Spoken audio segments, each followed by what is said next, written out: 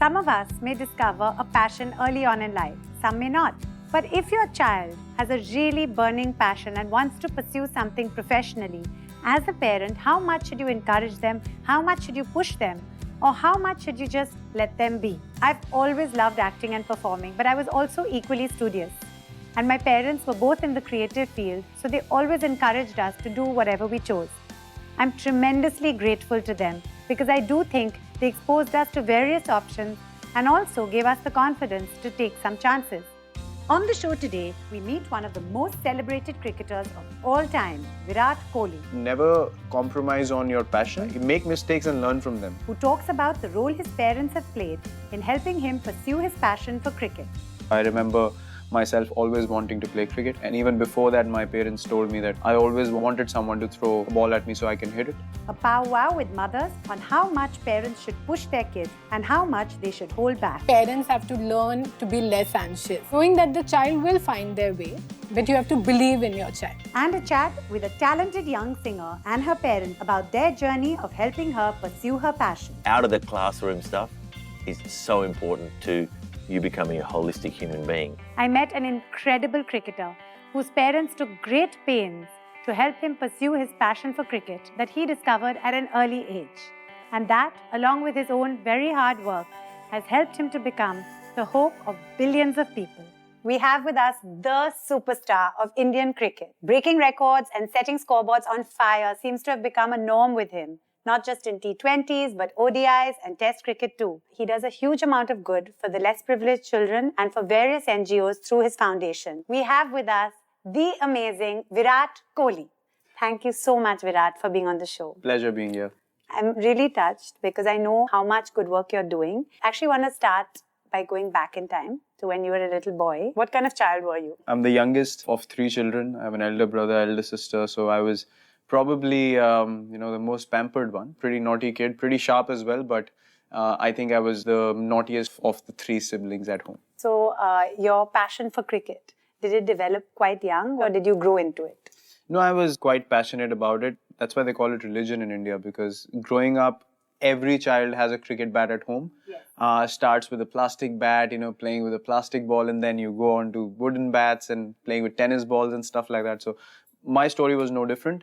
Of the memories I have from childhood, from wherever I can remember, I remember myself always wanting to play cricket. And even before that, my parents told me that I always wanted someone to throw a ball at me so I can hit it. So how open were your parents to your passion for cricket? Did they really encourage it from a young age? When did you sort of get into it more seriously? When you're really small, obviously you have something that you really like and you want to do it most of the time that you have. Yeah. But the bigger challenge is how you balance it out with studies as well, because that is supposed to be such an important factor, not just getting educated, but to get marks. Yeah. Is the one thing that children are always pressurized and pushed for. Yeah. My father was a lawyer. He really studied hard for it. So he was always a little inclined towards me doing my studying bit as well. Yeah. But that's where my mom sort of backed me a lot of times and said not to put too much pressure on me because it gets too much for a child to do both. Both. But that's amazing. So what kind of age was that? I joined a professional academy when I was 8. Wow. It is a tricky period, to be honest, because you don't know if you're going to succeed or not. Yeah. You have to invest all your time in it. The family has to back you. There will be challenges throughout, but that's where, you need that support from your family as well. Your dad used to take you for your classes and drive you there. Did he have to sacrifice quite a lot in order to do all that as you got more and more serious and better? And your mom, of course. See, my mom could not contribute so much because she had a lot on her plate anyway. So she couldn't travel or take me to practice sessions and stuff like that.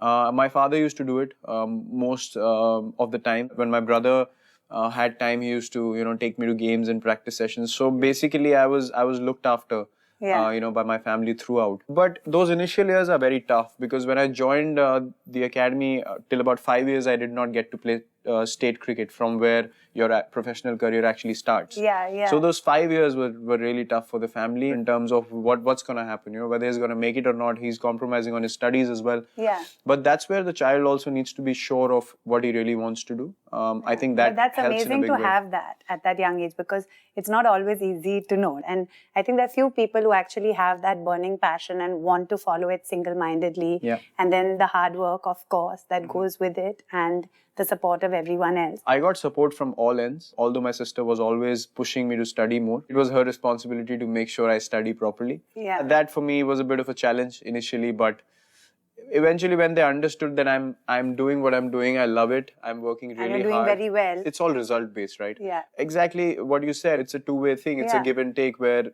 the parents show trust in you, but at the same time you need to show them that you're working hard. Yeah. And you're actually making a difference. You're not taking anything for granted. Now, everything was going great. You were doing so well. When your father passed away, that was a big blow for you and for the family. How did you deal with that? See, honestly, that's probably the toughest thing I've faced till now when I was growing up, because as I said, I mean, he was the one who supported me throughout in whatever I wanted to do. And then he saw me, get better and do better in all the games that I played. Yeah. And then I got to play for the state team, which is the Ranji Trophy, which is the first class level. It's supposed to be a big break for any cricketer. Yeah. I was playing with, some of the people that have represented the country. And, I was so happy that I'm getting an opportunity to do that.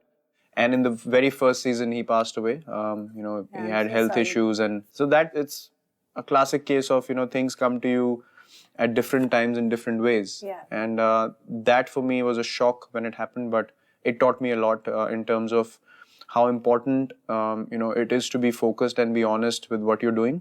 Firstly, not to take it for granted, because life can be very short. It can change very quickly. People have spoken about, me going to the game and stuff like that. I just did what, I thought was right at that time. I did not feel like waiting at home and missing a cricket game. That's how much importance this sport holds in my life. I lost my father some time ago, and I always say, I believe they're always with us. I also feel that, if you put yourself into what you love, then there's a hand of them somewhere there. Absolutely. The biggest challenge for us as a family was to get over the insecurities, because, suddenly you have the main member of the family who's taking care of everything, who's handling a lot. Yeah. Suddenly he goes away, and then you're not sure about anything that's happening. We didn't have a house to ourselves. We were staying on rent at that time. So things became a lot more difficult from that point of view. And obviously as a kid growing up, you've given up on studies, you're not focusing on that at all. Sometimes you felt, what if I don't succeed in cricket? I haven't studied enough. So all those insecurities start creeping in when you have a disaster like that. Yeah. But, things sort of made their own way in terms of me getting a break 2 years after that in the Indian team. It gave me a motivation, but I wouldn't say it was 100%, clear vision. Yeah. Obviously, we had our challenges in terms of insecurities about everything, where we're going to go as a family, what's going to happen in future. Yeah. My brother was married, so he had to take care of his family. Yeah. And, those sort of things. I did not understand those things too much as a youngster, but now when I look back at them, I understand the importance of, that situation in my life. And maybe it just made me more rigid in terms of what I wanted to do. You, of course, made it by putting everything into cricket. If you had to give advice to a youngster who was passionate but perhaps not as focused, and to their parents, just like a tip to parents out there. My only advice would be, never compromise on your passion. You make mistakes and learn from them. Don't be shy of making mistakes. As children or as youngsters, we're never left to explore ourselves, what's good or what's bad. We're always taught, we're always fearful of things, which I faced as well. But I made my mistakes. Somehow I had the courage to make mistakes. Initially, when I played in the IPL, when I played in the Indian team, I wasn't the most disciplined person around. I understood that, my outlook was different. People did not like me so much when I came in initially. But the kind of discipline I have now, that I didn't even have half of it back then. I had to make choices. I had to make some changes. If anyone else had pushed me to improve my lifestyle, I wouldn't have. But those things came to me. I think the core has to be really honest.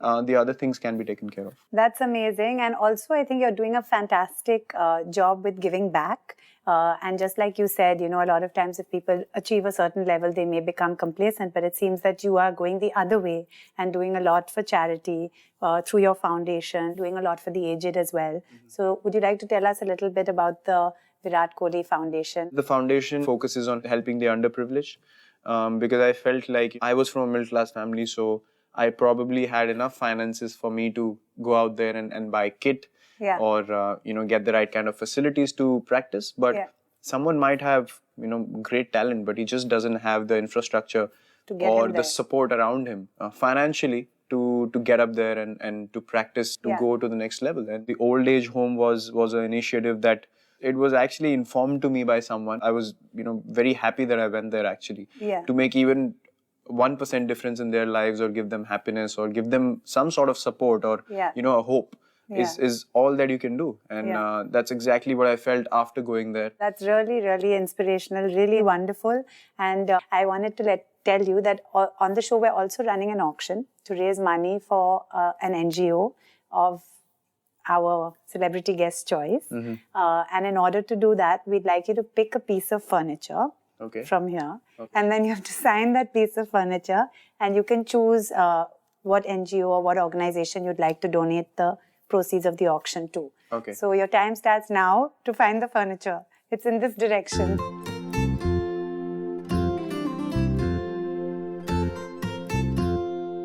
Sorry, can I ask you to bring it down here? Oh yeah, I'm scared if I do it, it'll fall on my foot. Sure, I'll do it. Thank you. Thank you. There we go. Believe in yourself, always.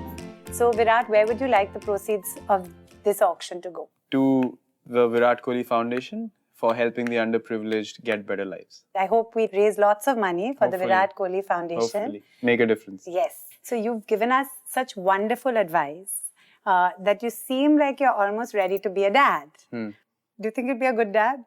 I think I'll be a great dad. I cannot say when it's going to happen, but I think I'll make a wonderful dad. So do you think you'll be a hands-on dad? Yeah, I will be. Okay, so let's give you a challenge now. Let's see if you can change this. I'm going to count now and see how quickly you can put this pamper on this teddy bear. Come, my child. Time starts now. Oh, tick, God. tick, 1.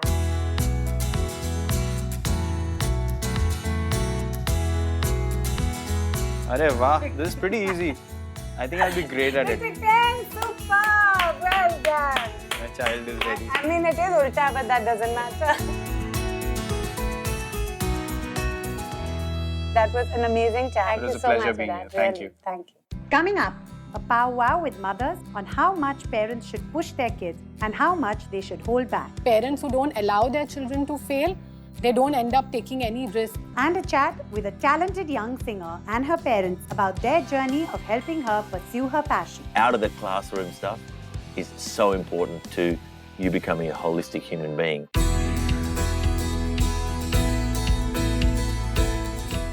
As parents, we always want what's best for our kids. We want them to be happy and successful at whatever they choose to do. I personally believe it's important to expose them to options and to encourage them, but sometimes it's equally important to hold back. We met a few parents who have different views on this topic to understand the pros and cons of each situation. So thank you all of you for being here. It's really a pleasure. I think the term that's, I would say, the most controversial and very few people admit to being one is a tiger mom. So Leena, tell us, are you a tiger mom? What is a tiger mom? Tell us. I don't know whether I am a tiger mom. Don't worry, you'll still be allowed on the show even if you're not. But I'm sure people do perceive me as a tiger mom many times though. But actually, I think the term tiger mom is very relative. For me, it just started when my son started swimming when he was 4 years old. And we just kind of put him in the local club galas and he excelled, and from then on the coaches encouraged him. It just went further from there, and I realized that I wanted him to become a holistic, complete human being. Now, Ruchi, on the other hand, has very proudly announced that she's a laid-back dinosaur mom. Completely. So I would love to hear more about that. So actually, I'm like a really lazy mother, I would say, but I have a tiger child actually. So, so he's one of those, my older one, and he's one of those guys where he loves football. He loves his football, so he has to get up every day in the morning at 5:30 and go for his school practice. And sometimes I'm like, can we just bunk it?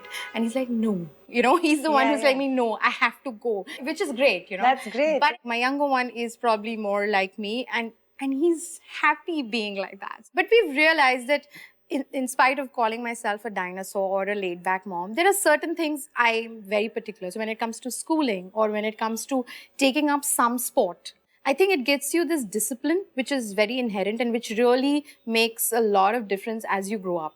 Is this something that's kind of happening now where kids are doing a lot of these activities and classes perhaps to keep them busy while mothers are doing something else, parents are doing something else? Or are we kind of just like putting loads of classes on them? Mansi, you have a whole platform where you list out a lot of these things. So what's your take? When I share stuff that kids are actually supposed to do or parents actually need to do with kids, I always say pick something that the parent is not good at. You know, that's my way of looking at a class. If I don't have a particular skill set, then I outsource it. But I try to keep it in-house as far as I can, and that's where I feel that all the DIY stuff and all the functional stuff and all the creativity comes into play, because that's my time to bond with my child. As a clinical psychologist, is there any way of knowing quite honestly as lay parents, like how many things should the kids be doing? Should they just be left on their own and to explore nature? Should we be even doing this exposing at this young age, or should it be something that starts later? I think one, even as adults, we are still finding our passions. So I think it's a good idea to start focusing on a child's interest or strength rather than term it passion so early in life. You know, when it comes to adults as well, do you find that there's a tendency for some people to kind of live their dream through their kid? Absolutely, which is worrisome because the parent's self-esteem is linked to the child's self-esteem. His report card. Yes, so every time the child doesn't do well, the child feels that I have made my parents unhappy. So as a result of which the child has shame and poor self-esteem. Parents who don't allow their children to fail, they don't end up taking any risk. They would only choose activities which are safe. I'd love to hear just a line from each of you on what you'd like to say to our audience when it comes to children pursuing their interests. Parents have to learn to be less anxious, knowing that the child will find their way, but you have to believe in your child. Leena? Definitely make your child pursue any sport, maybe not competitively, but seriously. Being a sports person, one of the things you learn is the ability to fail and live with it. Yeah. And the fact that failing is as important as winning. And most importantly, also learning that from a young age about making choices, because everything in life is a choice. So you have to choose. Are you going to wake up at 4:30? Do you still want to go for that sleepover? You have to make that choice. Because in the world that we live in, me and my husband both believe that we should be involved in their life. I'd rather be a friend than be a mother who will not be comfortable, telling his deepest secrets. Thank you, Ruchi. And Mansi, anything you'd like to say? Don't think that there is a finish line. Just let them be. Worry about the skills that they will pick up on route to the journey. It doesn't really matter whether or not they will reach the finish line, but also that does not mean that dream small. Always dream big. Honestly, you guys, it's been a really interesting discussion, which is why we've had it. So thank you all of you for being here. It's really a pleasure. Coming up, a chat with a young and talented singer about her burning passion for music and how her parents are helping her pursue it. She's not a performing monkey. I can't just tell her, come on, stand and perform for my friends. Yeah. She'll say, Mother, that is disgraceful.